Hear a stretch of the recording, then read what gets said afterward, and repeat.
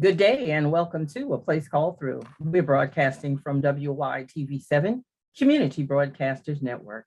A Place Called Through is a place where we share real stories, real people, telling real stories of everyday life challenges. It's all done through your charitable donations. It helps us with our mission of hope. As we spread the word, we empower, educate, and help someone else that may be going through a life challenge. We ask that you give these donations to help us just continue so that we can continue to spread this mission of hope.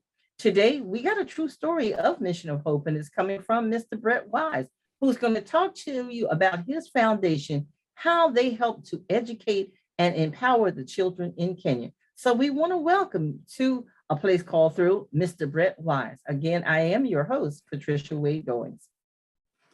Welcome. Thank you very much. Thank you very much, Patricia. I'm honored to be here, and thank you for having me on your show.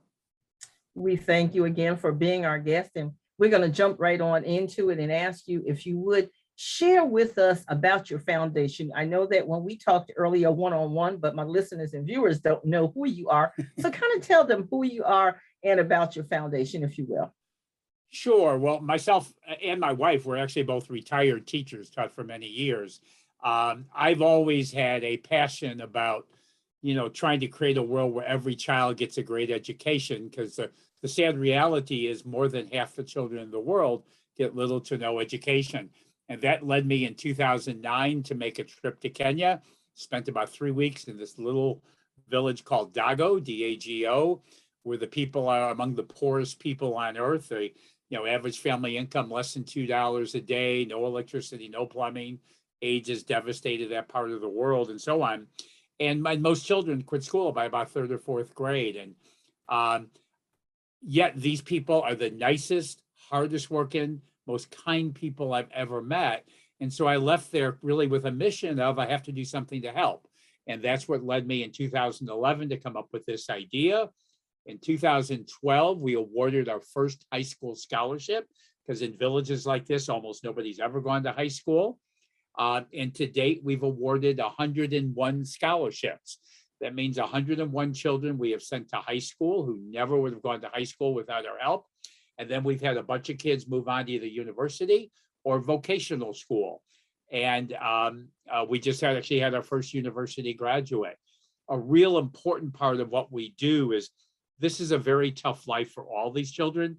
I mean, they face challenges every day that are really hard for us to imagine. And hold that thought right there, Brett, for me. Yeah, sure. Because we want to go back into some of those challenges. But I really want to talk about the foundation and how would someone actually get a child enroll into your foundation, for the program that you offer. Sure. What's the enrollment process? We encourage people to go. I think you're asking me about the donation process. Is that what you're asking? No, I mean, you're saying that you're educating and empowering children. So if I have a son or daughter or niece in Kenya and I want them to be a part of your program, then how do I get them involved in your program? Right. Well, we historically we're working in just one village. This year we opened up a second village in Kilgoris. We're going to open up 2 more villages in the next few months. So we pick children from certain villages based on an exam that all these kids take at the end of 8th grade. So their exam score is what gets them a scholarship. Although one of the things that we do is we award scholarships equally between girls and boys, which is crucial because the girls tend to score a little bit lower on the exam, not because they're not as smart, but for a whole lot of reasons beyond their control. They've missed, they've missed a lot of school. So it's through an exam they all take at the end of 8th grade. Oh, okay. Yeah, that's what I wanted to go there so that, our listeners, our viewers, they don't just think, you just sign up and get a scholarship. We need to understand that there is a process, for that. Unfortunately, everyone can't get a scholarship, but as you said, you have awarded numerous scholarships and you're continuing to do so with your mission of hope as well to these children. And talk to us about the education of both the boys and the girls there, because I know when we spoke earlier, there seems to be, I guess, a little imbalance between the educational process with the boys and the girls. Girls are less likely because of circumstances and situations. And if you would talk to us briefly about that, Brett. Sure. I mean, there's an attitude among many adults there, women and men, that girls don't really need an education. I've had women say to me, my daughters don't need to be educated. All they need to do is learn how to cook and clean and take care of the home. And so we have to fight that attitude because we know we cannot end poverty unless girls get an education. And one of the positive things I've seen in the years we've been doing this is we used to get a lot of people who would complain to us about giving girls a scholarship. We're really not getting those complaints anymore. And I hope it's because they've seen lots of young girls now go to high school. We have girls at university. We have girls in vocational school. I hope now they're seeing the great success and the benefits to these girls of getting an education. So I'm not getting as many complaints anymore. But it still is an issue because many people just feel girls shouldn't go to school and they feel all the scholarships should just go to the boys. Amazing. So the scholarships are, as you stated, they are awarded to both boys and girls, but more so you look at the girls because that myth that is out there that, they don't really need to go to school. They don't need to be educated. And in some instances, as they mature, it's dangerous, as you said earlier, in an earlier conversation about the travel back and forth. Traveling on foot is dangerous there. So talk to us about, some of that may have the effect of the parents not wanting their child to actually go to school. Yes, ma'am. It's an excellent point. Sadly, it is a world where rapes of young girls and teenage pregnancies happen on a regular basis. And COVID actually made this much worse when the children were home for 9 months. One of the things we do is we do a lot of extra things because all of our kids are at different boarding schools around the country, so they have to travel. So we spend extra money to make sure that travel is safe because travel is very, very dangerous for a young girl. So we actually rent vans and we have adults go with them to make sure that they get to their school and then back home safely. It is a very, very hard world for girls, but we're working hard to change that. And that's great. And we commend you for doing so. Another thing that I want to bring out is, as you mentioned, COVID-19, the effects of COVID-19 on education. How has it affected your program in what you do to provide this education? Because we understand, it's just worldwide that COVID has stopped so many programs, businesses have closed down. Some are opening back up again. And even here in the States, where some schools have actually shut down because of COVID, the mask, wearing the masks and make sure we're getting, the vaccinations and, how is it affecting there in Kenya? Sadly, we know that whenever there's a problem, the poorest get hurt the most. And so when schools were shut down, which, about the same time schools shut down here, all these kids were sent home. And every night I read the news in Kenya, I try to stay up on things. And right away, we saw a dramatic increase in girls being raped and in teenage pregnancies. And one of the realities in Kenya is if a girl is pregnant, there's no high school that will let her come there. So like Ernest and Christine are our two full-time people. And I talk to them to make sure that I said, every day you got to check in with these kids. You make sure they're safe. And happily on January 4th, when school reopened, all of our children returned safely to school. But the reality in a place like Kenya, if thousands of kids did not return to school, most of them were girls. And the reality is because they were pregnant. And the reality is that they will become permanent victims of COVID because the odds are very slim that any of them will ever return to school because they're going to have babies now and they're going to be moms. And so they will just be permanent victims of COVID. Their life totally changed and they'll probably never get that back. And it's incredibly sad to have to see that happen. And so in Kenya, what you're saying is if, this young lady becomes pregnant, no high school will take her back ever? Well, we're working on that. That's historically what it is. Now, there's been some stuff from the Kenyan government, like maybe we should look into this and change it. There's a private high school for girls that we send most of our girls to. It's run by a couple that's from Kenya, but they're professors in the United States. So we've been talking to them about this, that they're looking to add a nurse on staff so that if a girl was pregnant, they could keep the girl at school. I think they're going to be able to do that pretty soon. So, it's very backwards there. Sadly, Kenya's a place where when a girl gets pregnant, most people it's a shame to the girl. They blame the girl. You never hear them talk about the boy. They blame the girl. And, they're going to have to change. It's just like things have changed and things have gotten better in our country, and things will get better there also. So let me ask then, through your program, have any of the girls been victims to become pregnant and not be allowed back? Yeah, no, not yet. We've been very lucky. Now, I think part of that is because, we have staff on the ground, 2 full-time people, 4 part-time people who work regularly with these kids, and part of their job is to keep them safe. So, I'm very happy to say we have not had that problem, but someday it might happen because rapes of young girls are so prominent there. So, I just hope and pray that we don't run into that. But as we get bigger and we're helping more children, the odds are eventually we're going to face that. And like you said, because if the child becomes, pregnant, she's not allowed back, into the high school. So that causes her to lose out on that opportunity to receive that education, because if no one else is going to take her, she can't come back. So then she's forced to stay home in situations that may not be so durable for her, but she has to learn another, an educational process, because now she's a parent. Right. I mean, sadly, Kenya is a place where seeing a 14 or 15-year-old girl with a baby is pretty common. Seeing a 16, 17-year-old girl with 2 babies is pretty common. It's just, you just see it all the time, and it's very, very sad.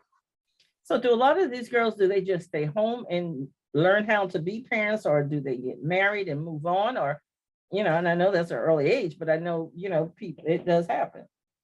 Yeah, what happens there is as soon as a girl quits school, even whether or not she's pregnant, and a lot of times a girl quits school because the father tells her she has to quit, the father will marry her off, because the father's attitude is, I'm not going to take care of her anymore. Let some other man take care of her. So very young girls are married off to men by their fathers. And the cycle of poverty just continues. We never get out of it.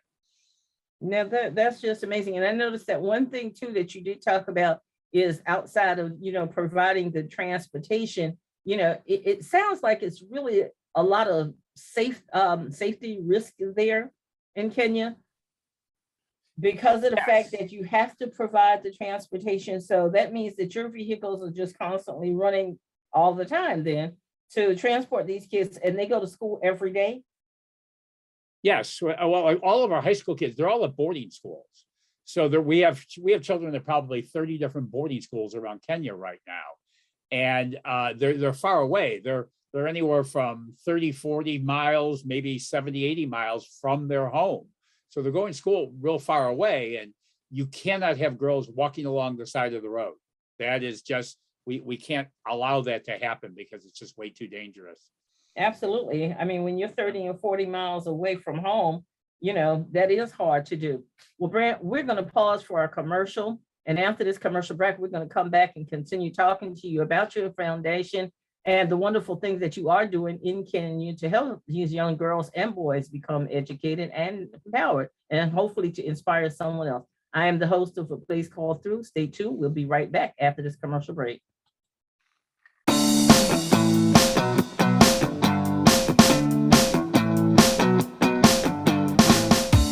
Happy Living here.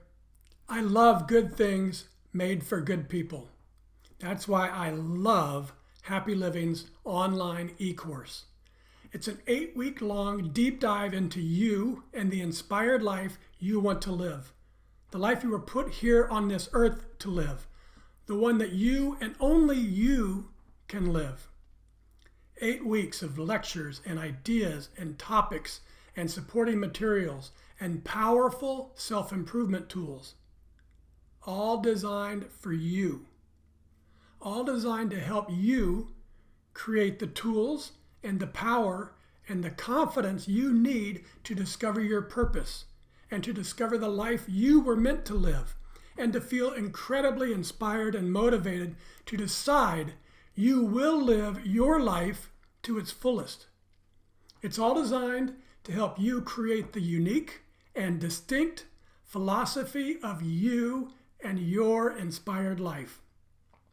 Go to happyliving.com, select our e-course, and save $100 with promo code WYTV7.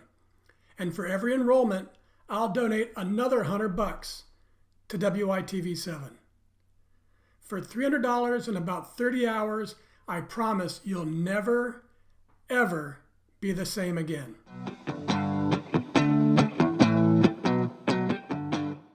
And welcome back to A Place Called Through. I'm your host, Patricia Wade Goings, and we're broadcasting from WYTV7 Community Broadcasters Network. Today, we've been sharing an inspirational moment on A Place Called Through with Mr. Brett Weiss. He is the director of a scholarship foundation that helps kids in Kenya. And so we want to talk to him again and continue our conversation about some of the trials. You know, COVID has affected everybody universal. You know, sometimes in those less fortunate areas, it's a little bit more trying because they have less resources, less to work with. And so we want to continue on this path as we were talking about, you know, the girls, sadly, when they get pregnant at an early age, they don't go back to school. They stay home, you know, learning how to be parents themselves, or either their dad marries them off. So we want to pick up and talk a little bit more about those girls. What is like the health care there? Because they're at such an early age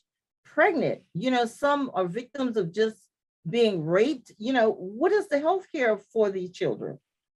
Okay, in villages like Dago, most people will live and die and never see a doctor. The only medical facility is a couple hours away by car, and they don't have any cars. And it's a horrible place. You really wouldn't want to go there. When women have babies, they don't go to a doctor. They have them in their mud hut. They all live in mud huts. And there are elderly women in the village who are kind of like midwives. They're not officially midwives, but they do the birth. So it's all done right in the mud hut. That's how the babies are born. And obviously not necessarily real clean or real safe, but that's just the reality. So there would be a high mortality rate because of how babies are born there? Yes.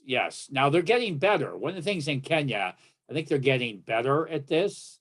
And there's a lot more young children in Kenya now than there used to be. But one of the problems is there's all these young children and most of them aren't getting an education. Now, and that's, you know, we want them to be educated, but there's only so much, I guess, that you can do from your foundation. As you stated earlier, you know, Kenya as a whole has to come together, and there has to be a decision here made to further work on this educational process. The boys tend to be a little bit more different here. So let's talk about the differences from the boys and the girls and how they're more, you know, getting the education, whereas the girls may not be in a situation to receive it. Yeah, I mean, the boys are raised in a world where the males dominate. I mean, men really dominate a place like Kenya. All of the laws are in favor of men. And so the boys grow up in this world. But one of the things I love at all the high schools, because all the high schools, there are no co-ed high schools. There's boys' high schools and girls' high schools. And all the boys' high schools, they really emphasize teaching boys about respect for girls and women. Because to be frank, in the way they've grown up, they didn't really learn that at home. And so I love when they're learning that it's very important to respect females. They also learn a lot about, all these kids learn a lot about AIDS prevention, you know, a lot of basically sex education, because AIDS and pregnancies and teenage brides and all that are such a big problem. They really emphasize these subjects, and it gives me hope for the future, because I know these young people are learning lots of things that their parents never learned. So hopefully that's going to be a reduction in teenage pregnancies and AIDS and things like that. And you know, again, we're stuck right here on COVID, because it has been so forceful, not only with the teacher shortages, but I'm sure there's many other areas that have affected the educational process for these children. Can you share with us any that you are aware of, or that you're perhaps dealing with, from your foundation? Well, it's interesting because I told you that, they were home for 9 months and that was really tough. Now, this may sound kind of strange a little bit, but back at school, when the children are at school, especially the girls, they're much safer at school. And I don't just mean COVID safe, I mean safe from everything. Because the high schools are, there's big walls around them. There's only one door where you can get in. There's a guard. High schools are pretty safe places. And the high schools have been very good about protecting for COVID. I mean, they're all wearing masks and, they've really improved the sanitary conditions. Plus, girls are much safer at high school. They're safe from attacks by, people that they would maybe attack by, outside of the walls there. So COVID with the kids at school, they're actually much safer there. When they go home, that's when they're not quite as safe. And so because of the safety and being able to have at least a meal a day through your schooling and, the transportation, being able to take them back, that I'm sure has to decrease that level of children coming to school. Sure. Yes, definitely. Matter of fact, it's more. Let me explain, because one of the great things when we send them to high school, they're getting 3 good meals a day. We buy several sets of uniforms, so they're looking nice. They have electricity, they have plumbing, they have real toilets. I mean, back in the village, there are no real toilets, So life is much, much better for them when they're at high school. Matter of fact, when they get to high school, they see a whole world they never knew before, because when they were growing up, all they really knew was their village. They didn't have TV or radios or internet, anything like that. They get to high school, they see all that, and it's like, wow, what a world out there. They had no idea it all existed. And I can imagine so, because you've opened up a whole new world to them, like you said, unknown. They didn't know anything. I mean, they may have heard about it, but to actually be able now to sit down in a cleaner facility. And the one thing that, stands out is the security, knowing that you are safe, because going back and forth, travel on these roads have to be dangerous. And as children, they're out trying to play and doing whatever, they have to do. So they face a lot of dangers outside of just coming to school, where now they're safe. So, but we know that you have different levels of education. So talk to us about each level and what it offers to each child. Well, I mean, we take children from primary school, from eighth grade when they take that exam. So we're high school and up. So we send these children to high school. After 4 years of high school, they take an exam. It's kind of like their SAT. If they do really, really well on their exam, the government lets them go to university. We've had 15 of our students make it to university. And a couple months ago, we actually had our first university graduate, a young man named Roy, graduated with a degree in economics from the University of Nairobi. For the children who don't do really well, it's very tough to get to university there. For the other children, what we do is we help them get into a vocational school. We teach them about being an electrician or a plumber or a carpenter or tailoring or hospitality, things like that. And so we help them understand the vocations that are available, and then we help them get into a school that can help teach them that. Matter of fact, we have a young man right now who just finished a 2-year program in plumbing. He's going to become a plumber, and that's a terrific career in a place like Kenya. As more and more people start to get plumbing, you're going to need plumbers. So university or vocational school is where they go after they graduate high school. That is amazing. And, I was looking through some information about Kenya and the educational process there. And on one of the websites that I went to, it said the critical findings was that on an average, 38.5, which is 7.8 million of Kenya's adult population is illiterate. And I would tell you, I'm sorry, I apologize. Go ahead. No, I would tell you that from my years in doing this, any data that comes from the Kenyan government, to be frank, is not very reliable.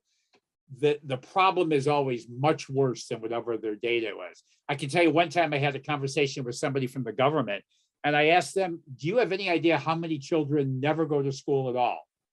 And he looked at me and says, we have no idea. I mean, there's probably millions of kids who just never go to school at all. So they really don't, the problem is much bigger than the actual data tells. And that's interesting because the data also said that many people have lost their jobs and are unable to comfortably fend for themselves. It also went on to talk about some other disturbing things. It says cases of kidnappings, muggings, and murder are clearly on the increase there. The rate at which they have been occurring since last year has drastically increased. It says more disturbingly, however, then there's more crimes, abductions, tortures, and murders targeting defenseless children. How do you relate to that? Well, it's hard. It's a real when time once again, when times get tough, the poor get hit the most. And people are angry, they're frustrated, they're all the pressures of life that have become much bigger because of COVID. And we know what happens then is there's more crime. Now, I would say most of that crime tends to be in the bigger cities like Nairobi, the capital, some other big cities. We're generally dealing with children who are in rural areas, and there's certainly crime there, but it's not as bad as it is in the bigger cities there. Okay, well, Brent, I want to really commend you about helping these children, because this is a tough road. It's a tough road for them, as well as I'm sure yourself. But we're running out of time. We've got about 5 minutes left, and I want you to give a word of encouragement. Also talk about how people can contact you if they want to support your program or help those children, donate uniforms, whatever you're in need of. Please share with our listeners and our viewers how they can reach out to you at this time, if you will. Sure, thank you. What I want your listeners and viewers to think about is imagine a world if every child got a great education.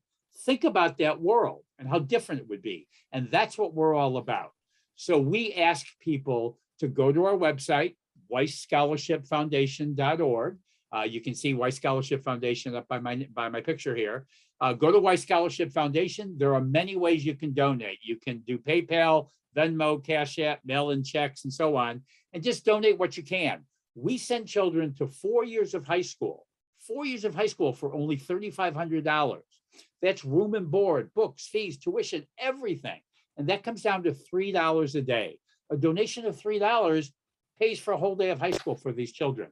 So we ask you, especially in this time of Christmas and giving and helping others, save a little bit for these beautiful children behind me here. And let's make sure all of them can actually get to high school and beyond so they can have a much better life than their parents have had. That is awesome. And I just want to thank you for all that you do. I want to thank you for coming to A Place Called Through, where we're broadcasting from WYTV7 Community Broadcasters Network. I am the host, Patricia Wade Goings. And I do want to thank you for sharing such information with us to help us to empower and educate people who just don't know what's going on in Kenya in the educational process. If you like these inspirational stories and you want to share a story with us, please reach out to me, Patricia Wade Goings, at area code 843-608-9744. Follow me on my Facebook page at A Place Called Through, Willpower, the Call to Rise Above. Hey, check out my website for upcoming events at www.willpower.the-call-to-rise-above. Please, if you want to be on the show and you've got a story, something amazing, and you want to share it, you can also email me at pgoingswp@gmail.com. Remember that mission of hope, we share these stories globally. So help us with our mission of soul. Support us in our mission and sow your seed today. And we thank you in advance for doing so. Blessings and love to you and happy holidays.